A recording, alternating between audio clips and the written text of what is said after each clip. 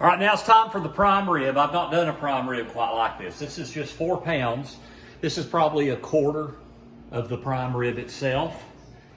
So the butcher had already tied the twine to, to keep its shape. So here's what we're gonna do. I'm gonna put a little bit of olive oil. I've dried it off with paper towels, and I'm gonna put a little bit of olive oil on here and rub it in so that all of my seasoning will stick good.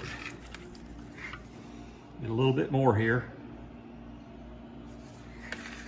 All right, now here's what we got. I'm gonna start with a good beef rub. This is bovine bold.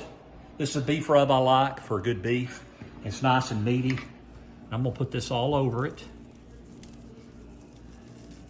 I'm gonna do this whole thing with a good, just a kind of a, not a terribly heavy coating, just a nice coating of the beef rub. Now we're gonna get it over here.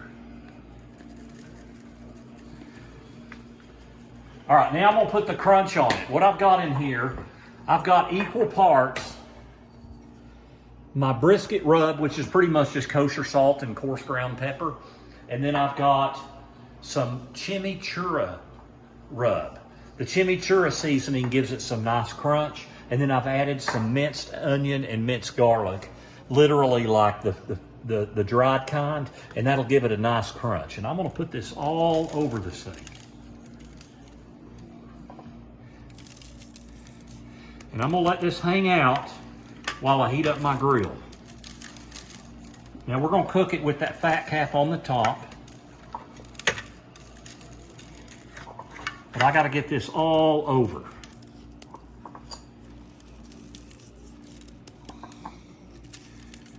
That's looking good. Now I gotta get it on this side.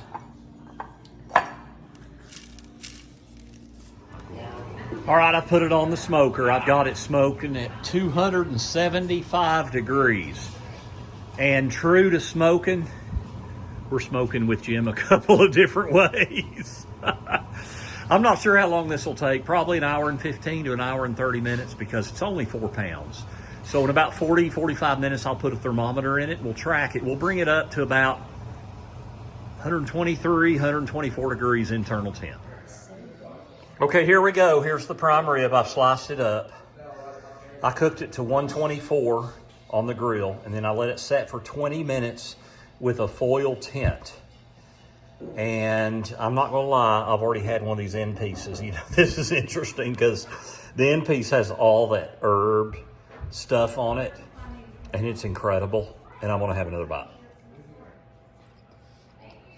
Oh gosh, that's so good. Oh man, this is a great day to do prime rib. Next time I'm gonna have to do a big one. Oh, and I've got the horseradish cream over here, courtesy of April Dunn. And now we're gonna chow down.